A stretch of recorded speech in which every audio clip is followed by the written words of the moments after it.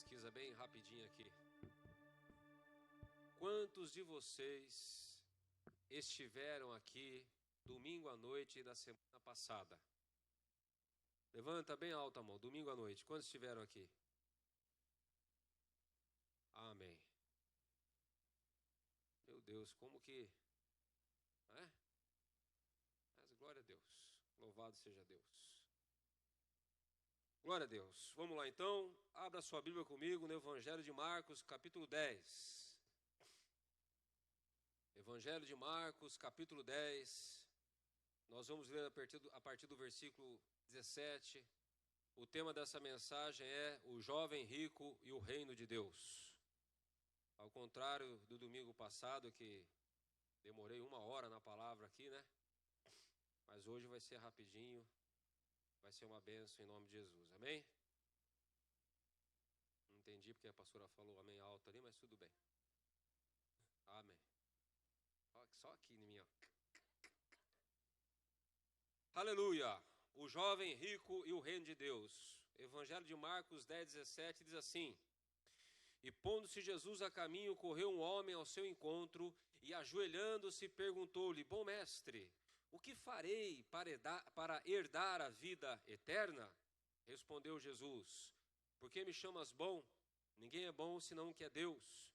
Sabe os mandamentos: não matarás, não adulterarás, não furtarás, não dirás falso testemunho, não defraudarás ninguém, honra teu pai e a tua mãe. Então ele respondeu: Mestre, tudo isso tenho observado desde a minha juventude. E Jesus, fitando-o, o amou e disse: Só uma coisa te falta.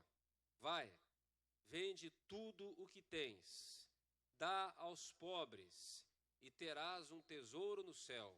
E então vem e segue-me. Ele, porém, contrariado com esta palavra, retirou-se triste, porque era dono de muitas propriedades. Amém? Meus amados, está bem nítido que esse jovem rico, ele era um judeu. Ele era um judeu porque Jesus falou para ele assim: sabe os mandamentos? Não adulterarás, não defraudarás o próximo, parari, parará, não matarás. E o jovem rico responde: eu tenho guardado todos esses mandamentos. Agora, a pergunta do jovem rico para Jesus é uma pergunta muito interessante. E é uma preocupação, meus amados, que todos nós devemos ter. O que farei para herdar a vida eterna? E é uma pergunta estranha para um judeu fazer. Porque quando nós lemos as páginas do Velho Testamento, esse assunto da vida eterna era algo ainda muito misterioso. Não era algo revelado nas Escrituras. Na maioria dos textos do Velho Testamento que nós lemos a palavra inferno, na verdade, a palavra é Sheol, Seol, que significa sepultura, significa cova, significa túmulo, significa profundezas. A palavra inferno só veio na época dos pais da igreja, quando Jerônimo, se não me engano, traduziu a Bíblia para o latim. Então essa questão do inferno, da vida eterna, essa coisa toda, não havia aquela revelação para o povo judeu. Eles entendiam que eles morriam e iam para o Seol, para o sepulcro, para um lugar profundo, escuro, e acabou. O único versículo que chega um pouco perto disso está em Daniel capítulo 12, versículo 2, aonde o profeta Daniel escreve: muitos dos que dormem no pó da terra ressuscitarão, uns para a vida eterna e outros para a vergonha e horror eterno. É o versículo mais forte do Velho Testamento que fala a respeito da ressurreição. Também o salmista Davi escreveu no Salmo 16, 10, né, a respeito da profecia sobre Jesus, que ele não permitiria, né, que o seu santo visse a corrupção e o ressuscitaria, mas é uma profecia a respeito de Jesus. Salmo 16, 10. Coloca o Salmo 16, 10. Olha lá. Pois não deixarás a minha alma na morte, nem permitirás que o teu santo veja a corrupção. Então, no Velho Testamento, não havia aquela revelação clara a respeito da vida eterna. Mas nós lemos em Marcos, capítulo 9, versículo 47, Jesus falando: se um dos teus olhos te faz tropeçar, arranca-o. É melhor entrares no reino de Deus com um só dos teus olhos, do que tendo os dois seres lançado no inferno, onde não lhes morre o verme e nem o fogo se apaga. Então, Jesus ele veio trazendo a revelação da vida eterna. Jesus veio trazendo a revelação do castigo eterno. E de alguma forma, esse jovem rico, ele ficou preocupado. De alguma forma, esse jovem rico, ele foi tocado por essa palavra, e mesmo sendo judeu, ele se aproxima de Jesus e diz: bom mestre, o que farei para herdar a vida eterna? E queridos, essa é uma preocupação que todos nós devemos ter. Essa preocupação que deve nos trazer à igreja, é essa preocupação que deve nos trazer à casa de Deus, é essa preocupação que nos deve levar que deve gerar a nossa fidelidade a Deus e a sua palavra. Não existe foco, não existe objetivo maior e melhor do que buscar a Deus, para alcançar o quê? Para alcançar a vida eterna. Para alcançar, esse é o nosso foco principal, esse é o nosso objetivo principal, porque não adianta nada você conquistar tudo aqui nesse mundo, e quando chegar na hora da morte, você não está preparado para a vida eterna. O nosso foco principal, igreja do Senhor, deve ser a vida eterna. Por isso eu venho para a igreja, por isso eu prego, por isso eu oro, por isso eu me santifico, por isso eu jejuo, por isso eu medito a palavra de Deus, por isso eu venho para a casa do Senhor, por isso eu busco a Deus em oração, por isso eu luto contra o pecado. Por quê? Porque eu quero herdar a vida eterna. Quem quer herdar a vida eterna? Aí levanta a mão. Esse tem que ser o teu foco principal. Esse tem que ser o objetivo principal nosso, igreja. O resto é resto. O resto é resto. Não tem valor, porque é temporal. Vai acabar um dia, vai passar, vai virar pó, vai ser consumido pelo fogo. Mas a vida eterna, o nome já diz, vida eterna. Amém? Que essa sempre seja a minha preocupação principal. E que essa sempre seja a sua preocupação principal, seu objetivo principal. Quando o diabo assoprar no teu ouvido, sai da igreja, a primeira coisa que vem na tua mente, que tem que vir na tua mente é: mas espera aí, e a vida eterna? Eu vou perder a vida eterna? Eu vou perder a salvação? Não vou sair da igreja. Está atribulado, está difícil, está passando por luta, está passando por necessidade, mas eu não vou sair da igreja, eu não vou abrir mão da vida eterna, eu não vou deixar de amar Jesus, eu não vou deixar de adorar a Deus, eu vou permanecer com o Senhor para sempre, porque o meu foco, o meu objetivo principal da vida é a vida eterna. Se o nosso foco principal, meus amados, não for a vida eterna, então é que nem o apóstolo Paulo escreveu: se não existe ressurreição, então vamos comer, beber e morrer. Para quê? Para quê? Então esse jovem rico, ele teve uma boa preocupação. Se preocupar com a vida eterna é uma boa preocupação. E Jesus pergunta para ele, sabe os mandamentos? E Jesus cita os mandamentos de forma, não como está em Êxodo capítulo 20, de uma forma fora de ordem, mas ele cita ali alguns mandamentos. E o jovem rico, ele responde para Jesus: mas tudo isso eu já tenho guardado.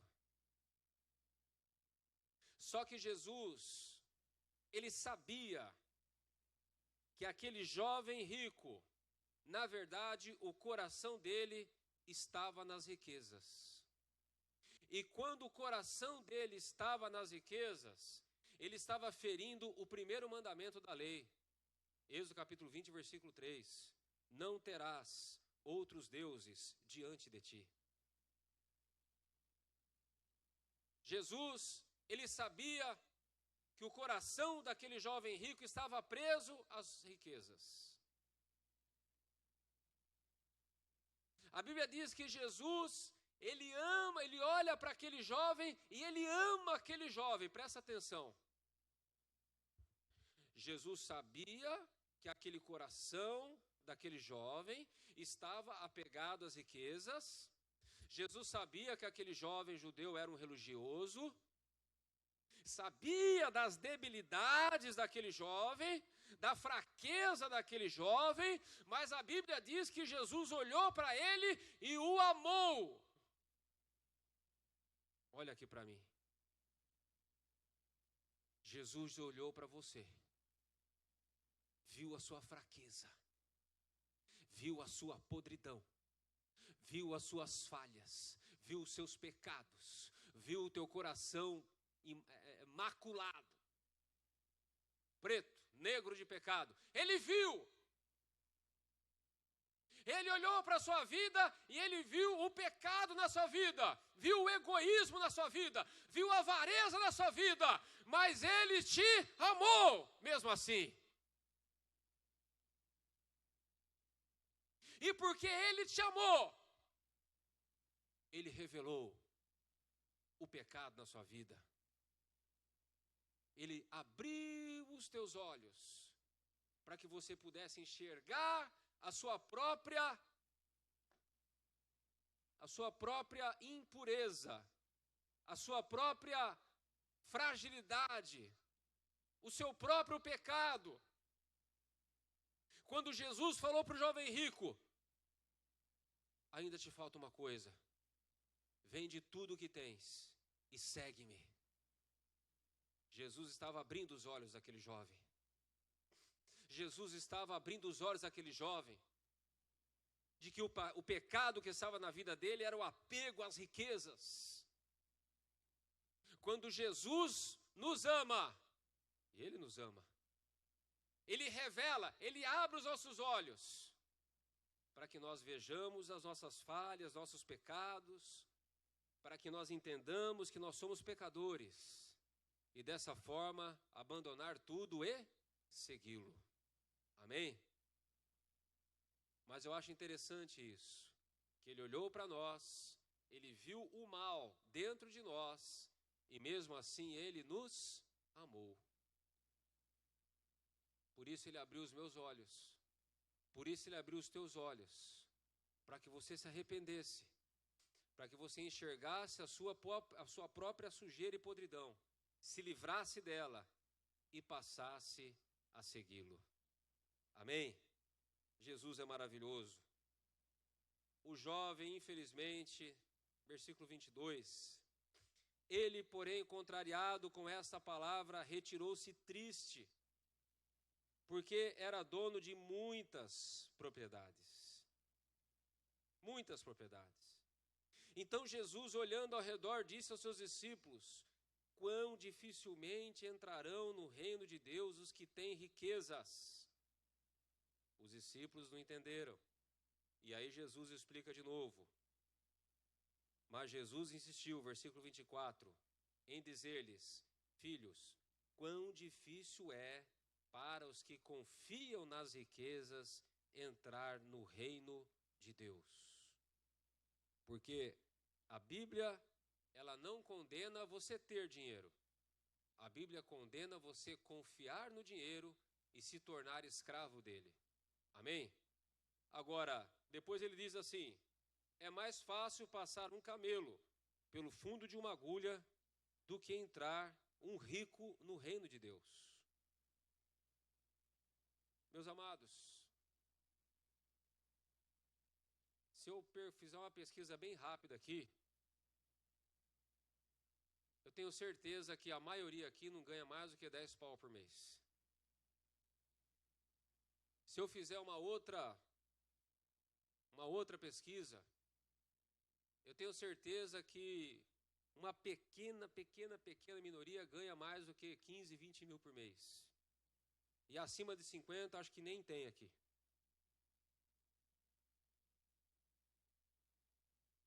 E tem muita gente, principalmente nessa região que a gente mora aqui, ó, né, esse eixo aqui, São Paulo, Campinas, Jundiaí, uma cidade de trabalho. Tem muita gente aqui nessa cidade que tem grana, que ganha bem, que ganha 50, 60, 40, 70, 80, 100 pau por mês. Tem. É que a gente não tem acesso a essas pessoas, mas tem. Tem muito empresário, tem muita gente aí que tem dinheiro aqui em Jundiaí. Mas você não vai encontrar eles nas igrejas. Não vai encontrar. Talvez 1% deles você encontre nas igrejas. E olha lá. Jesus falou uma realidade aqui complicada, mas é a realidade. É difícil um camarada rico entrar no reino de Deus. Porque a pessoa que é rica, a pessoa que é abastada, a pessoa que ganha aquela grana violenta, ela se acha autossuficiente. Ela tem tudo. E ela tem a sabedoria humana para ganhar esse dinheiro, tem criatividade, tem boas ideias, tem dinheiro. E mesmo perdendo filho ou perdendo casamento, alguma coisa assim, até a saúde, eles não recorrem a Deus. Porque o Deus deles é o dinheiro. A maioria, meus amados, que vão alcançar a salvação, a vida eterna, são os humildes. São os menos favorecidos. Não que Deus faça acepção de pessoas. José de Arimateia era um seguidor de Jesus. E era um homem tão rico que ele tinha acesso ao governador Pilatos. E foi lá e pediu o corpo de Jesus. Nicodemos, príncipe dos fariseus. Abraão era um homem muito rico. Não é a questão do dinheiro, mas a questão é que aqueles que têm dinheiro, ou aqueles que ficam ricos, eu vi muitas pessoas entrarem pobres e prosperarem e sair da igreja, porque agora tem mais coisa para fazer na vida, vou aproveitar melhor o meu dinheiro. Então a questão não é que Deus faz acepção de pessoas, a questão é que o dinheiro, ele tem um poder de influência tão grande sobre o ser humano, tão grande sobre o ser humano, que em Mateus 6,24, Jesus fala assim: ninguém pode servir a Deus e às riquezas. Ninguém pode servir a Deus e a mamon.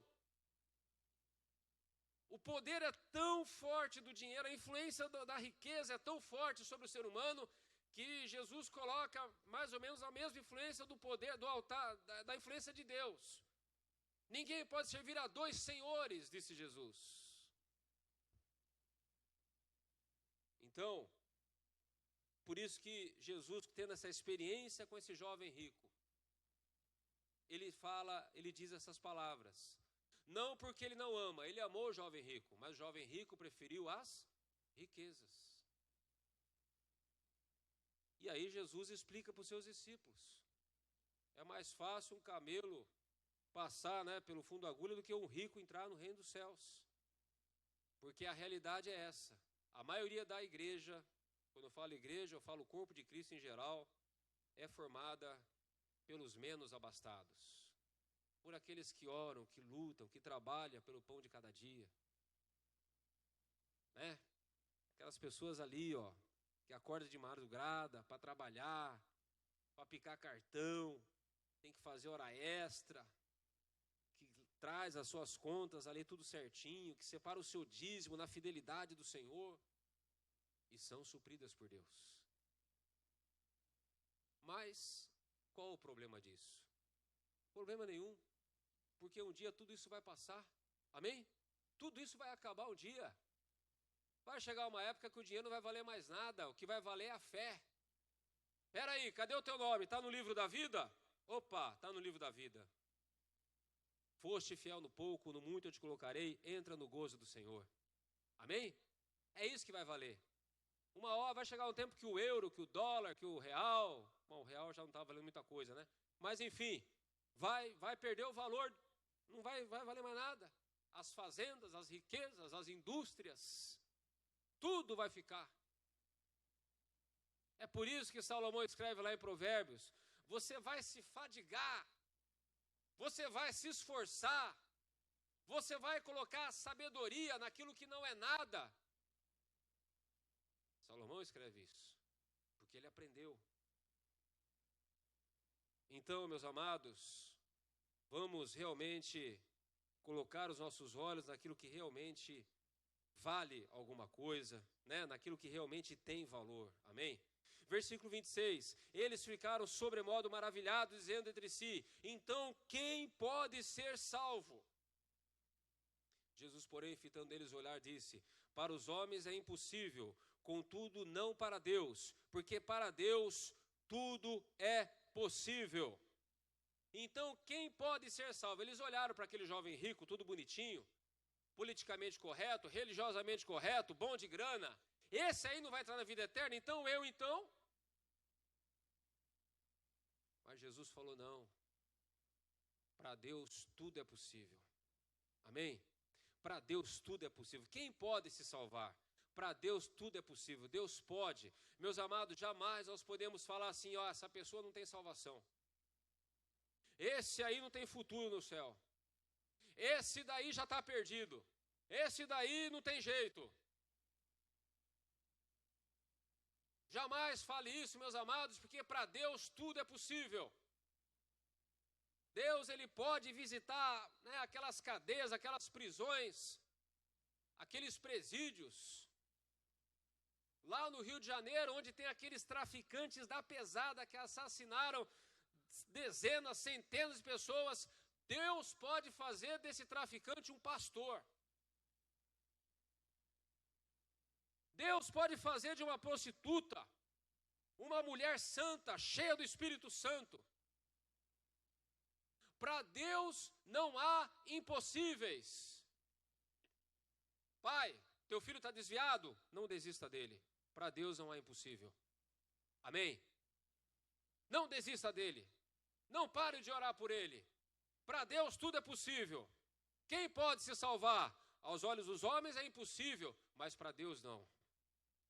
Deus pode alcançar qualquer alma, meus amados. E eu digo uma coisa para vocês, é verdade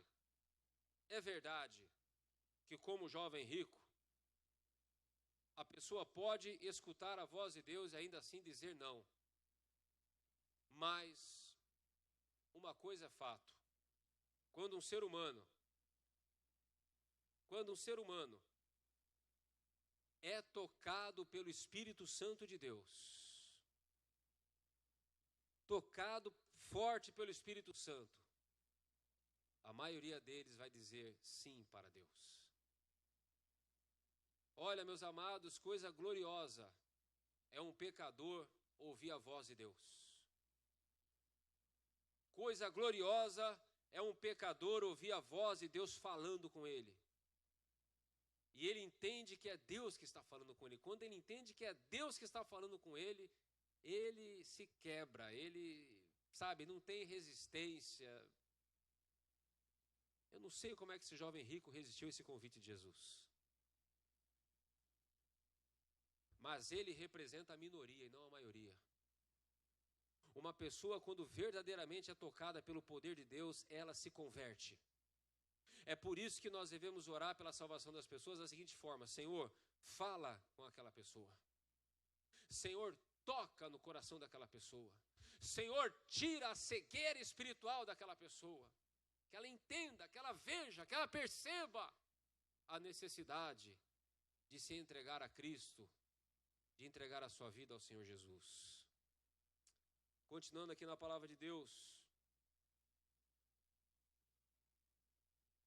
Versículo 28, então Pedro começou a dizer-lhe, eis que nós tudo deixamos e te seguimos. Tornou Jesus, em verdade vos digo que ninguém há que tenha deixado casa, ou irmãos, ou irmãs, ou mãe, ou pai, ou filhos, ou campos, por amor de mim e por amor do Evangelho, que não receba já no presente, aleluia, o cêntuplo de casas, irmãos, irmãs, mães, filhos e campos, com perseguições, e no mundo por vir, a vida eterna. Texto maravilhoso, meus amados. Texto maravilhoso. No reino de Deus é assim. O jovem rico achou que ia ficar sem nada.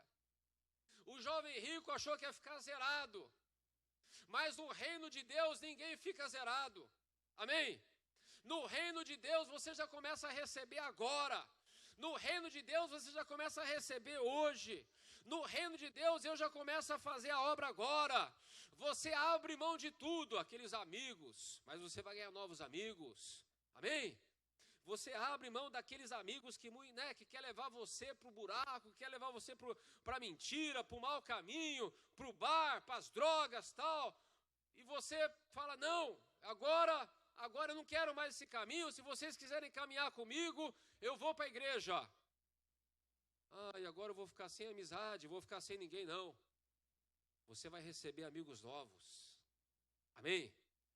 Você vai receber amigos novos. Você vai receber no presente aquilo que você abre mão em prol do Evangelho, em prol do reino de Deus.